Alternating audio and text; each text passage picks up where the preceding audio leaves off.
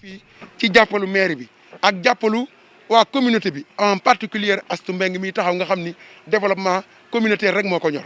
amul dara loo xam ni da ciy xëy mbaa mu ciy fanaan te nekkul lu jëmale kanam Djiddah Thiaroye Kaw bi ñu initier recherche bi nag nga xam ni IPAR organisation la boo xam ne dafay yëngu ci recherche mais recherche action yëpp mooy fexe ba feeñal loo xam ni dafay sukkandiku ci xam-xam pour mën a jël ay décisions yoo xam ni day yokk dundinu askan wi di ko améliorer ñun nag ci loolu ñu lëkkaloo woon ak Speak Up Africa lëkkaloo ak Delvic lëkkaloo ak ONAS lëkkaloo ak ministère de l'eau et de l'assainissement nga xam ne ñaar ñooñu ma mujjee tudd ñooy suñu njiit te lu ñu def ci ñoom lañ koy sukkandiku ñu valider ko ñu lëkkaloo ak yeneen institut de recherche comme CRES lëkkaloo tamit ak bàjjen gox yi pour ñëw tey ci Djiddah Thiaroye Kaw choisir ko ndax Djiddah Thiaroye Kaw am na melokaan boo xam ne ci quartier urbain yi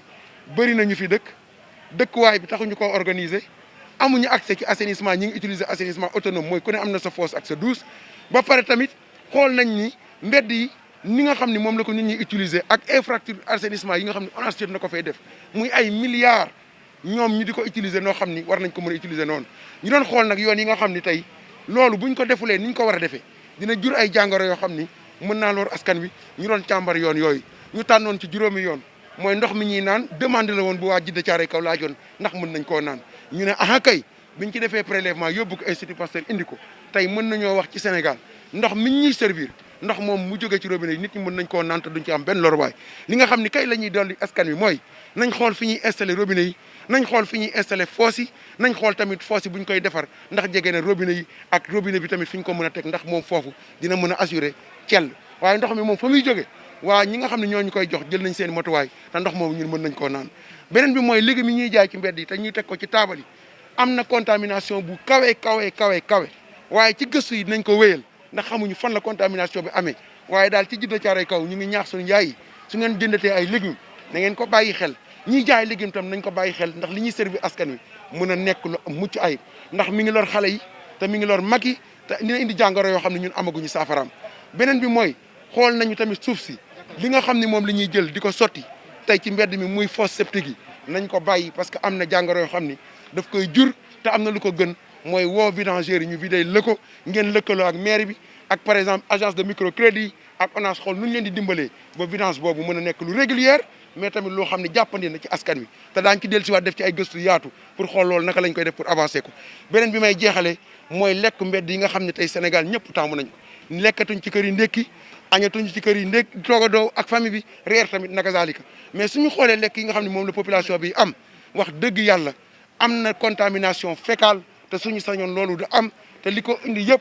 mooy nekkin bi askan bi nekkee ak assainissement jëlaguñ ko au sérieux loolu lañ bëgg mu dakk te population bi jàppee ko au sérieux ndax ni mu amee njariñ ku yeewu duus ngay njëkk a xalaat kon war ngaa xool ni foofu lépp luñ fay def war nañ faa dugg te duñ fay jëlee jàngoro ndax dafa am luñ fay bàyyi ndax tàggoog jàngoro kon nag nañ ko tàpp wut lu ñu am ñu dajale suñuy buy ak suñuy daxaar fexe ba duus yooyu muy nekk duus yu sell fexe ba tam fosse yi di nekk fosse yu sell suñ ko waree vider ñu woo ñi nga xam ne ñoom ñooy expert ci loolu ñu vidéel ñu ko su ko defee communauté bi dina gën a am jàmm ci wàllu wér-gu-yaram ndax jamono kat métti na te xale yi dañ leen a war a yar préparer leen te xamuñu ban àdduna la ñuy dajeel kon nañ leen yar ci wér-gu-yaram ñaax leen ci éducation ba pare fexe ñoom tam bu ñu demee école ñu mën a suivre ndax am wér-gu-yaram loolu Delvic wax na leen ko léegi nii parce que ñoom ñoo ciy liggéey investir ci tamit ay ati at xam-xam bu bëri ak xaalis bu bëri li mu leen woon tey mooy ci àdduna bi da ngeen di gis que ni tey àdduna dara nekkatul lu ñuy sànni lépp loo gis rek doomu aadama mën na ci am njariñ ndax loolu la yàlla tëggee àdduna xoolal jant bi tey lan la ñuy indil énergie ñëpp gis nañ ko bu njëkk xamuñu ko woon waaye dem nañ ba gis ko boue de vidange yi tamit gis nañ ci gëstu testé ko fii ci Ndakaaru que ni mën naa indi ndekete énergie ba nga xam ni borom kër gi bu fekkente ni mi ngay utiliser boue yu baax ëllëg mën naa dem sax ba tey da koy jaay ñi nga xam ne dañ koy traité mu daal di nekk loo xam ne day wàññi facture courant gis nañ tam boue yi ndekete buñ ko dee lakk pour rey doomu jàngoro yi ci biir dina jël saxaar boo xam ne day mën a cóoloolu cin ndox moomu tey mën nañ ko utiliser pour utilisation industrielle mu nekk loo xam ne dafay mën a servir batterie oto sax ñu di ko ci chargé waaye du lu ñuy naan mu mën a tamit indi tey lu ñu naan doom boo xam ni buñ ko lakkee dafay mën a defar ay pavé tey loolu tamit waa Delvic wan nañ leen ko kon ngeen xam ne tey recycler boue de vidange dafa nekk métier boo xam ne dañuy wax jeunes yi ñu bàyyi ko xel di ci jéem a gëstu parce que tey bu ñu nee xale yi amuñu liggéey c'est parce que xëy na dañoo yaatalul waaye bu ñu yaatalee bàyyi xel ci li ñuy recycler xale yu góor xale yu jigéen war nañoo mën a xëy tey di liggéey ci loo xam ni nañ ciy gis seen bopp ba pare jëmale askan wi kanam te boue yi am na opportunité boobu te opportunité boobu tey del bi goon na leen ko te lu nekk loo xam ne yéen war ngeen ci mën a gën a gëstu daal di changer tamit gisin bi ñuy gisee wàllu déchet ak wàllu assainissement ba nga xam ne day nekk priorité nekk comme ni ñu jàppee santé ñu jàppee ko noonu assainissement ba pare tamit di jàppale nguur gi ak municipalité yi ñu jàppale ONAS di yokk budget pour mu mën a def liggéeyam loolu lu am solo la te askan wi ñëpp ñu ngi koy laaj di ko jooytu te kon yéen tamit ñu ngi leen di ñaan ngeen porteel message boobu waa ONAS liggéey leen ci loolu ba nga xam ni tey ki nga xam ne moo ko jiite muy le directeur général volonté am yëpp mooy fexe ba ñëpp am accès ci service d'assainissement yu adéquat te wane na ko ci centre d'appel bi wane na ko ci mbas mi kon su ngeen ko jàppalee xëy na loolu dina gën a yaatu. man maa ngi tudd docteur Seydina Ousmane Sène nekk chercheur ci think tank bu ñuy wax IPAR di gëstu nag ci wàllu agriculture wàllu migration wàllu emploi wàllu renforcement de capacité mais loolu yëpp liñ ciy génnee ci xam-xam muy indi dialogue boo xam ne day nekk dialogue politique entre les décideurs les ménages les députés et le président de la République et les ministères pour Sénégal mën a jëm ci kanam ñun loolu moo ñu tax a jóg. waaw ginnaaw ba ñu gërëmee waa IPAR ak partenaires yi mu àndal yëpp di sant yàlla bu baax ndax lii résultat yi génnee mënoon nañ ko bañ a xam mënoon nañ ko umpale continuer di dund ak moom kon ngalawaay bañ ci bokkee ba gis résultat yi lii mu génne. kon defe naa globalement daf ñuy permettre à partir de tey ñu mën a teg comité de veille et d'alerte ci résultat yii ñu présenté tey loolu moom mooy li ciy njëkk en tant que communautaire mais en tant que conseiller municipal tey jii en tant que président des bàjjenu gox fii ci poste de santé sant yàlla tey jii tamit dinañu yóbbu ci ñu mën a teg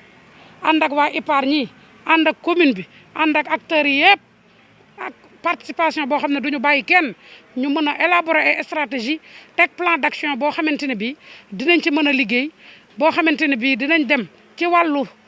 résultat yi ni mu génnee ci pàcc bu nekk ñu xool yan stratégie lañ fay tëral pour def communication à la base nga xamante ne bii dina nekk lu effectif pour un changement de comportement waaw loolu daal defe naa à partir de tey moom lu ñuy commencer taxaw pour mën ci liggéey. waaw loolu laay wax rek xam nga transfert de compétence la moom éducation te tey jii IEF a ngi nii toog directrice d'école yaa ngi nii toog ak directeurs yi l'association des parents d'élèves mi ngi fi CGE comité de gestion bi mi ngi fi kon tey jii loolu dina yombal lijjanti li ñuy def ci li ma wax rek ci élaborer plan d'action bi ca la ñuy jëm mairie bi accompagner comme nee naa éducation transfert compétence transférée la ñu jàppalanteeg ñoom waxtaan ak ñoom plus rapidement ñu xool naka la ñuy tegee cantine scolaire ci école yi pour mën a sécuriser xale yi mën a fexe ba nga xamante ne bi parents yi nga xamante ne bi tamit dañuy jox xale yi xaalis ñu fexe ba gën ko mën a diminuer xale yi di lekkee ci kër ga li mënta ñàkk heure ba leen di fekk école te lekk war faa am ñu di ko defee ci biir cantine ba muy nekk lekk gu sell goo xam ne dañ koy sécuriser ñu mën koo lekk mën a delluwaat ci seen classe yi parce que loolu dafay jouer sax ci seen résultat jàngi waaw parce que dañ nekkoon ci processus bi di ko def seulement maire dafa ne daanaka école Cheikh Tidiane Anne dafa nekk ci école bi nga xamante ne bii mooy répondant bi gën a fiable moom moo gën a nekk daanaka école lañu ay administration lañ nekk mais daanaka dañuy jouer rôle communautaire kon phase test bi maanaam échantillon bi foofu lañ koy defee loolu la maire bëggoon a wax échantillon bi école Cheikh Tidiane Anne la ñuy njëkk a defee cantine su baaxee ñu mettre ko à l'échelle ci yeneen écoles yi nga xam ne ñu ngi nekk biir Djiddah Thiaroye ko yëpp. defe naa angle yi dafay gën a xóot angle yi dafay xóot parce que degré de pauvreté bi dafay feeñ ci résultat yi waaye tamit soubassement bi mën na nekk leneen mën na nekk fa légumes yi jóge doo ko egsi mu ànd ak ñàkk a set ak ñàkk a toppatoo ñàkk a sell ba ke koy jaay nam ko utiliser mu ñàkk conscience ka koy utiliser moyens yi mu ca waroon def pour bañ a contaminer wu yooyu yëpp du ko ci def kon yaakaar naa ne exposition bi dafa parallèle ci côté yëpp kon yaakaar naa ne li ma wax rek ne dañ fay jógee teg ay stratégie teg plan d'action boo xamante ne bi dañ koy topp ànd ci waa IPAR yi ànd ci ak commune bi acteurs yëpp duñu boddi kenn impliqué ñëpp mu nekk une participation inclusive nga xamante ne bi dinañ teg plan d'action bi jéem ko topp pour un changement de comportement effectif mu nekk loo xamante ne bi résultat yi buñ fi ñëwee déwén dinañ gis ne buñ ko éradiqué wul tamit wàññi nañ ko ba mu yegg